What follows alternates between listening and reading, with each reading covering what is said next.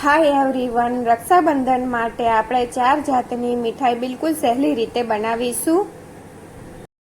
કાજુ byte છે માત્ર આપણે 200 જ રૂપિયામાં આટલી બધી કાજુ બાઈટ બનાવીને તૈયાર કરીશું. બહાર તે 1000 થી 1200 રૂપિયા કિલો મળતી હોય છે. તે જ મીઠાઈ માત્ર આપણે ઘરે 200 જ રૂપિયામાં બનાવીને.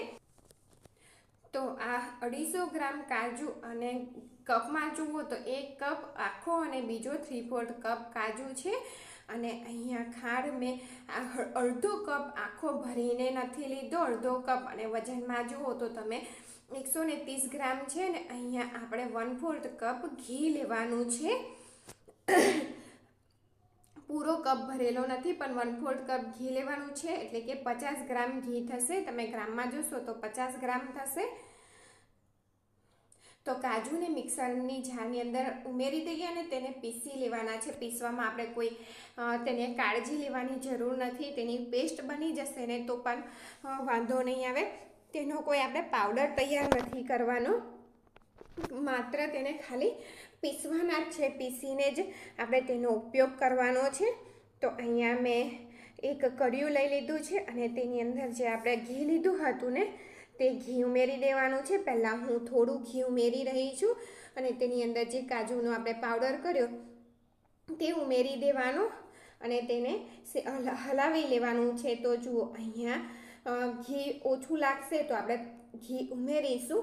તો અહીંયા ઘી ઓછું લાગે છે તો હું 2 ચમચી ઘી ઉમેરી રહી છું. એટલે કે કુલ ટોટલ મેં તમને જે આગળ જણાવ્યું તે જ પ્રમાણે કે 1/4 કપ પૂરું ઘી લાગશે.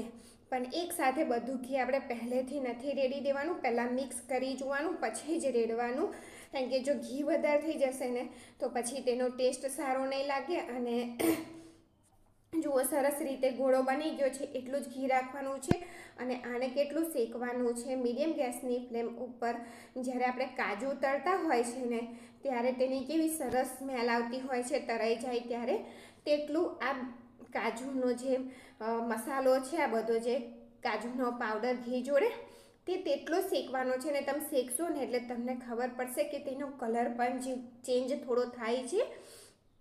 એટલે તેને સરસ રીતે સ્મેલ આવે ને ત્યાં સુધીને શેકી લેવાનો છે. એટલે કે 5 થી 7 મિનિટ માટે જ શેકવાનું છે.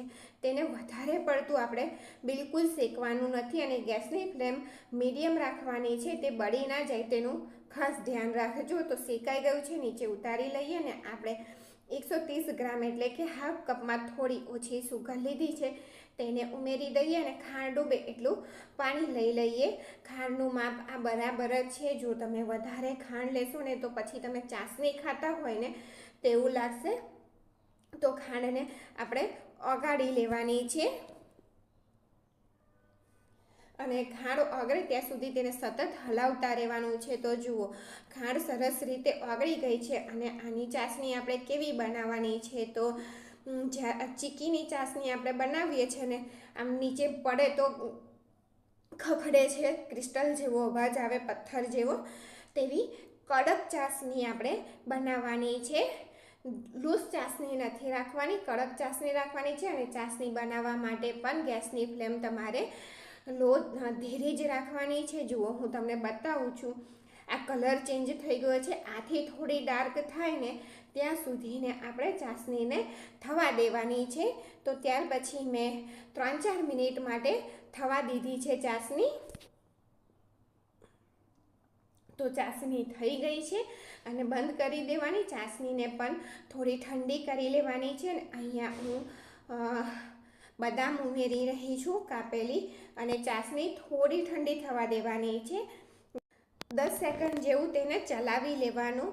થોડી તેનામાંથી વરાળ નીકળી જાય ને ત્યાર પછી આપણે તેને કાજુના જે કાજુ શેકીને જે આપણે તૈયાર કર્યા ને તેની અંદર ઉમેરી દેવાનું છે અને સતત હલાવતું રહેવાનું છે. એટલે તે સરસ રીતે મિક્સ થઈ જશે. અને જો મેં અહીંયા બદામ એકલી ઉમેરી છે. તમારે પિસ્તા અને કાજુના ટુકડા કે અખરોટના ટુકડા પણ ઉમેરવા હોય તો તમે તે પણ ઉમેરી શકો છો. અને ઘીનું માપ પણ બરાબર જ લીધું છે. જો વધારે કાજુ છે એટલે આપણે એને શેકીએ ને એટલે એમાંથી પણ ઘી રિલીઝ થતું હોય છે. એટલે વધારે પડતું ઘી પણ તેમાં યુઝ નહીં કરવાનું, તો તમને ખાવાની પણ ગમશે. અને જો સતત હલાવતા રહીશું ને એટલે સરસ તે ગોળાની જેમ ઘૂમતું થઈ જશે. તો આપણી દિવાળી માટેની કાજુ બાઈટ બનીને તૈયાર થઈ ગઈ છે અને માત્ર તે 200 જ રૂપિયામાં બની, 200થી પણ ઓછા ખર્ચમાં બની અને તૈયાર થઈ જશે. અને જો મારી રેસીપી તમને ગમે તો મારી ચેનલને લાઈક કરજો, શેર કરજો અને સબસ્ક્રાઈબ કરજો. તો આ મેં એક ટ્રે લઈ લીધી છે અને તેને નીચે તેલ લગાવી દીધું છે અને આ રીતે બધો મસાલો તેની અંદર નાખી દઈશું આપણે કાજુનો. તો જુઓ, કર્યું એકદમ ચોખ્ખું થઈ ગયું છે, મતલબ કે આપણું બેટર પરફેક્ટ શેકાઈ અને તૈયાર થયું છે. ચાસણી પણ આપણી પરફેક્ટ થઈ છે. તો તેને સેટ થવા મૂકી દેવાનું અને થોડું સેટ થાય ને, થોડું ઠંડુ થાય ને 5-10 મિનિટ જેવું, 5 મિનિટ જેવું, કારણ કે અત્યારે તો ઠંડી છે, ત્યાર પછી તેને કાપી લેવાની. પછી તેના પીસ છૂટા પાડવાના, પણ પહેલાં તેને કટ તો લગાવી જ દેવાના. તો જુઓ, દિવાળી સ્પેશિયલ કાજુ બાઈટ સસ્તામાં બનીને તૈયાર થઈ ગઈ છે. બનાવીશું ઓરેન્જ ફ્લેવરની કાજુ કતરી.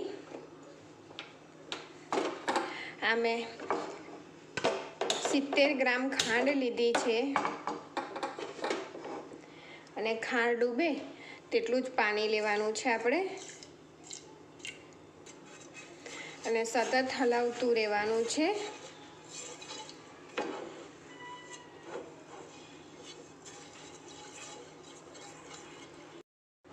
આપણી ચાસણી થઈ ગઈ છે. તો તેમાં 1/2 ટીસ્પૂન ઓરેન્જ એસેન્સ ઉમેરીશું.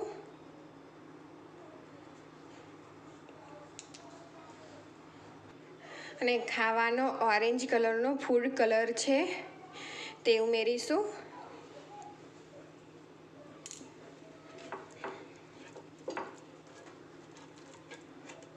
$125 ગ્રામ કાજુ પાવડર છે આ.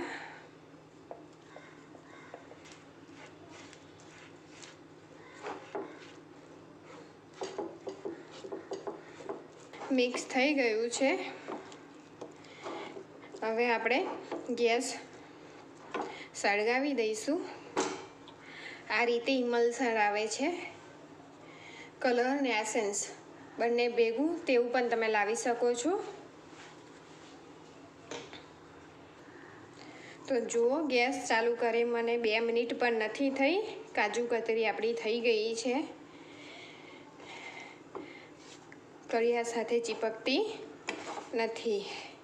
તો ગેસ બંધ કરી દઈએ આપણે. તો જુઓ, આ મેં પેનમાંથી બટર પેપરમાં લઈ લીધું છે ને આ રીતનો શેપ આપી દીધો છે. પહેલેથી જ શેપ આપણે આપેલો રાખીશું થોડો, તો વણવામાં સહેલું રહેશે, ચોરસ વણવા માટે. અને આ બીજું બટર પેપર ઉપર લગાવીને વણી લઈએ.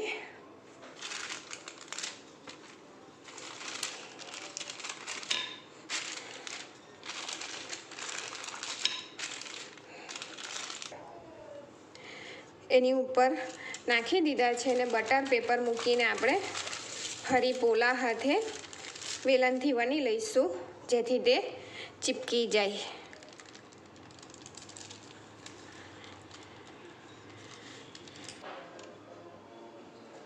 તેના પીસ કરી લઈશું.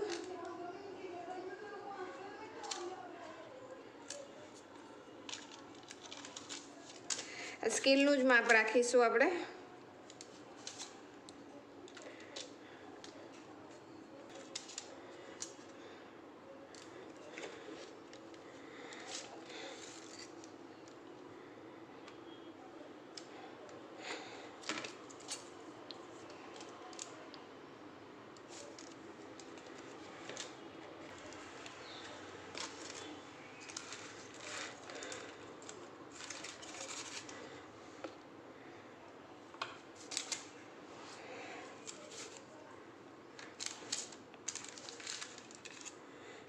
તો જુઓ,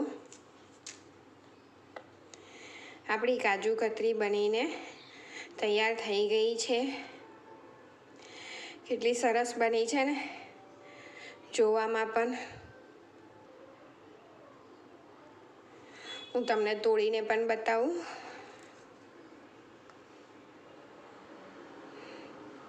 એકદમ સોફ્ટ, આસાનીથી તૂટી જાય છે. આના ઉપવાસ માટે દૂધીના લાડુ જે માત્ર 50 રૂપિયામાં જ ડબ્બો ભરીને બની અને તૈયાર થઈ જશે. તો તેની માટે અહીંયા મેં 600 ગ્રામ દૂધી લીધી છે. દૂધીને આ રીતની કુરી હોય તેવી પસંદગી કરવાની, તેને છોલી અને તેના નાના નાના આ રીતના ટુકડા કરી લેવાના, જેથી આપણને છીનવામાં સહેલાઈ રહે. નીચે થાળી લીધી છે, થાળી ઉપર કોટનની ઓઢણી પાથરી છે અને આ રીતના મોટા હોલ વાળી છીની લેવાની. અહીંયા આપણે જાડો છીન બનાવવાનો છે દૂધીનો, પાતળો નથી કરવાનો. પાતળો છીન હશે તો તે કાળો પડી જશે અને જ્યારે લાડુ વાળીશું ને તો તે સરખા નહીં વળે, વધારે થઈ જશે. તો જો દૂધીની અંદરનો જે આ વચ્ચેનો ભાગ છે તેને કાઢી નાખવાનો છે, તેનો યુઝ નથી કરવાનો. અને અહીંયા મેં બધી દૂધી છીની લીધી છે અને ઓઢણીની આ રીતે પોટલી વાળી અને દૂધીની અંદરનું પાણી કાઢી નાખવાનું છે. પાણી કાઢી નાખીશું એટલે લાડુ બનાવવામાં બિલકુલ વાર નહીં લાગે. માત્ર તમે 15 થી 20 મિનિટમાં લાડુ બનાવી અને તૈયાર કરી દેશો. તો આ પાણીને તમે લોટ બાંધવામાં, રોટલીના કે શાકમાં યુઝ કરી શકો છો. તો આપણો છીન દૂધીનો તૈયાર થઈ ગયો છે ને જાડો છીન રાખવાનો. અહીંયા એક કઢિયાની અંદર 1 ટીસ્પૂન જેટલું ઘી લેવાનું અને ઘીની અંદર દૂધી એડ કરી અને ઘીમાં દૂધીને શેકવાની છે. આ કરવાથી જ્યારે લાડુ બનાવીશું ને આપણે ત્યારે તેનો ટેસ્ટ ખૂબ જ સરસ આવે છે, દૂધીને ઘીની અંદર શેકેલું હોય એટલે. તો દૂધી સરસ રીતે શેકાઈ ગઈ છે અને પાણીનો ભાગ બિલકુલ નથી. તો તેની અંદર 1/3 કપ દૂધ એડ કરવાનું. બસ આટલું જ દૂધ એડ કરવાનું છે, વધારે દૂધ એડ કરવાનું નથી. તેને સરસ રીતે મિક્સ કરી અને ઢાંકીને તેને થવા દેવાનું છે. વચ્ચે વચ્ચે તમારે મિક્સ પણ કરી લેવાનું, જેથી તે ચોટે નહીં કઢિયામાં નીચે. તો થોડી વાર પછી આપણે જોઈએ તો દૂધ બધું જ દૂધીની અંદર સોક થઈ ગયું છે. તો હવે તેને મિક્સ કરી અને તેની અંદર ખાંડ એડ કરીશું. ખાંડનું પ્રમાણ પણ મેં 1/3 કપ જ લીધું છે. 1/3 કપ દૂધ, 1/3 કપ ખાંડ. સરસ રીતે ખાંડને પણ મિક્સ કરી દઈશું અને ખાંડ મિક્સ થશે એટલે ખાંડનું પાણી છૂટશે. તો જો ખાંડ મિક્સ ઓગળીને એટલે તેની અંદરનું પાણી રિલીઝ થયું છે. તો તે બધું જ પાણી આપણે બારવાનું છે, એટલે તેને મિક્સ કરતા રહી અને સતત હલાવવાનું છે. ગેસની ફ્લેમ લો રાખવાની અને અહીંયા બહારના જેવો દેખાવ આવે એટલા માટે હું ગ્રીન ફૂડ કલર એડ કરું છું. તો જો બધું પાણી શોષાઈ ગયું છે, બળી ગયું છે એટલે કે, અને દૂધીનો કલર પણ ગ્રીન આવી ગયો છે. તે સમયે તેની અંદર 1/4 કપ કોપરાનો છીન એડ કર્યો અને 1/3 કપ મિલ્ક પાવડર લેવાનો છે.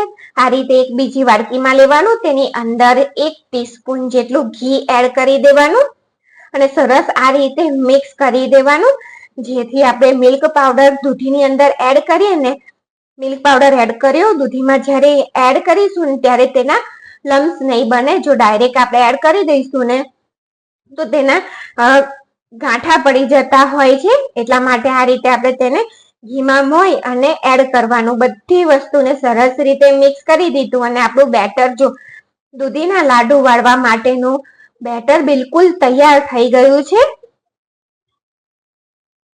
તો તેની અંદર બિલકુલ પાણી નથી. જો તમને નજીકથી પણ બતાવું અને કલર પણ તમે જુઓ, જોતા જ બહારના જેવા અને મોઢામાં પાણી આવી જાય તેવા દૂધીના લાડુ બનશે આપણા, અને તે પણ બિલકુલ સોફ્ટ બનશે. તો જો ચેક કરવા માટે આ રીતે આપણે ચમચામાં થોડું બેટર લઈશું અને તેને આંગળીઓથી ગોલ રાઉન્ડ વાળી જોઈશું. જો આ રીતે વાળી જોવાનું વળે એટલે આપણું બેટર કમ્પ્લીટ છે, ગોલ રાઉન્ડ વળી જાય છે. તો તેને હું ગેસ બંધ કરી એક પ્લેટમાં લઈ લીધું અને થોડું ઠંડુ થાય ને એટલે તેને 5 મિનિટ માટે ફ્રીજમાં મૂકી દેજો. ત્યાર પછી કાઢી અને આ લાડુ વાળું છું. 5 મિનિટ પછી કાઢીને લાડુ વાળું છું. તો આ રીતે થોડું એક લુવો લઈ અને ગોલ ગોલ વાળી દેવાનો અને આ નારિયેળનો છીન લીધો છે ગાર્નિશ કરવા માટે. આ રીતે જો તમને વધારે ગમે તો તમે તેની અંદર જ રગદોળી શકો છો, પણ મેં ઓછું લગાવ્યું છે જેથી તેનો લુક પણ સારો દેખાય અને વ્હાઈટ અને ગ્રીન નું કોમ્બિનેશન પણ સરસ દેખાય. તો આપણા દૂધીના લાડુ બની અને તૈયાર થઈ ગયા છે અને તેને સેટ થવા માટે અડધો કલાક ફ્રીજમાં રાખવાના છે. ત્યાર પછી આ ફ્રીજમાં રાખ્યા પછી મેં બહાર કાઢીશ અને તમને તોડીને બતાવું છું. તો દૂધીના ટેસ્ટી લાડુ બની અને તૈયાર થઈ ગયા છે રક્ષાબંધન, શ્રાવણ કે ઉપવાસમાં માટે. તો થેન્ક યુ ફોર વોચિંગ. બનાવીશું રક્ષાબંધન સ્પેશિયલ વ્લોગમાં કલાકંદ. તો આ 1 લીટર દૂધ લીધું છે કલાકંદ મીઠાઈ બનાવવા માટે. તેને ગેસ ઉપર મૂકી દેવાનું અને ગરમ થાય એટલે 2 પિંચ જેટલો લીંબુના ફૂલ તેની અંદર ઉમેરી દેવાના છે અને તેને સતત હલાવતા રહેવાનું છે.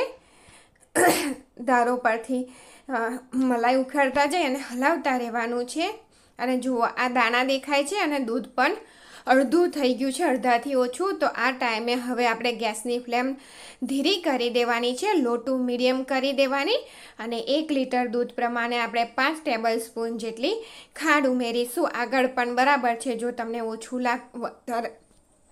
લાગતું હોય તો તમે વધારે કરી શકો છો. અને ગેસની ફ્લેમ હવે આપણે મીડિયમ ગેસ ઉપર જ દૂધને ઉકાળવાનું છે. અને જો આટલું ઘટ થાય ને એટલે આપણે હવે તેને 5 મિનિટ માટે ગેસ બંધ કરી દઈશું, જેનાથી દાળનો એકદમ સરસ કલાકંદમાં બનીને તૈયાર થશે. તેને 5 મિનિટ આ જ રીતે રહેવા દેવાનું. તો 5 મિનિટ પછી જુઓ તમે જોઈ શકો છો કે કેટલો સરસ રીતે તે દાણા સેટ અંદર થઈ ગયા છે અને દાણા સરસ બની ગયા છે. કલાકંદ દાણેદાર જ હોય છે. જુઓ તબેથો મારીને તમને બતાવી દઉં કે કેટલા સરસ દાણા બન્યા છે. તો ત્યાર પછી આપણે ગેસ ચાલુ કરી અને તેને સતત હલાવતા જઈએ અને તેની અંદર જે પાણીનો ભાગ હોય તે બધો બાળી દેવાનો છે. અને આ પ્રોસેસ પણ તમારે મીડિયમ ગેસ ઉપર જ કરવાનું છે, નહીતર માવો લાલ કલરનો થઈ જશે અને તે વ્હાઈટ દેખાય નહીં. તેટલા માટે તેને તમારે મીડિયમ ગેસની ફ્લેમ ઉપર જ પાણી બાળવાનું છે. ત્યાર પછી મેં એક આ ચોરસ ડબ્બાની અંદર બટર પેપર મૂકી અને તેને સેટ થવા મૂકી દીધું છે અને તેને તમારે 4 થી 5 કલાક સેટ થવા દેવાનું છે. ત્યાર પછી તેને કટ કરવાનું છે. આની ઉપર તમે બદામ, પિસ્તાની કતરનથી તેને શણગારી પણ ગાર્નિશ કરી શકો છો. તો જુઓ કલાકંદ આપણો બનીને તૈયાર થઈ ગયો છે. તો થેન્ક યુ ફોર વોચિંગ.